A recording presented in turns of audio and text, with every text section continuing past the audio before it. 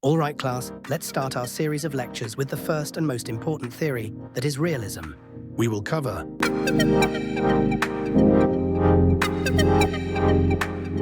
starting from its background, the story of realism starts a long time ago with Thucydides, a historian who wrote about the Peloponnesian War between Athens and Sparta in ancient Greece, around the 5th century. He noticed that powerful states do whatever they can to get stronger, while weaker ones suffer. His words, "The strong do what they can, and the weak suffer what they must," explain how power drives the behavior of nations. Later, during the Italian Renaissance, a political thinker named Niccolo Machiavelli wrote The Prince. He believed rulers shouldn't rely on morality, but should focus on being smart, practical, and sometimes ruthless to stay in power. His ideas made people realize that politics is about power, not ideals. In the 17th century, we see works of Thomas Hobbes, an English philosopher who lived through a time of chaos and war. In his famous book, Leviathan, he described life without order as nasty, brutish, and short. He believed humans are naturally selfish and competitive. In the same way, countries act selfishly because there's no global authority to keep them in line. Now let's move to the 20th century, when modern realism truly took shape. The world had just witnessed two devastating wars, World War I and World War II. Idealistic approaches, like the belief that international organizations could ensure peace, had failed.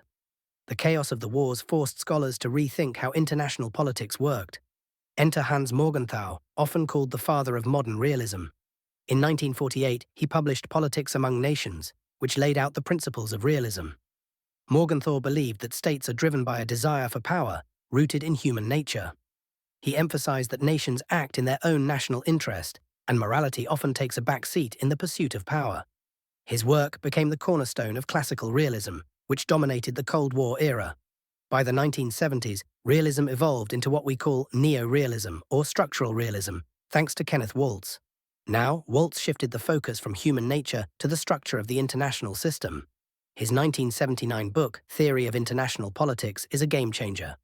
Waltz argued that the international system is anarchic, not in the sense of chaos, but in the sense that there's no higher authority governing nations. This forces states to act in ways that ensure their survival. Waltz also introduced the idea of polarity. Whether power is distributed among one, two, or multiple major powers shapes how states behave. For example, during the Cold War, the bipolar system, with two superpowers, brought stability because both sides balanced each other. Now, we will understand the core concepts of IR. Let me break it down into simple terms. Anarchy rules. The international system has no global government, which is forcing states to rely on themselves. National interest, first. It says that states prioritize their own survival and security above everything else. Power is key. According to realism, military strength and economic resources are the primary tools for survival. Competition is inevitable. In realism, cooperation is rare because states don't trust each other. Balance of power.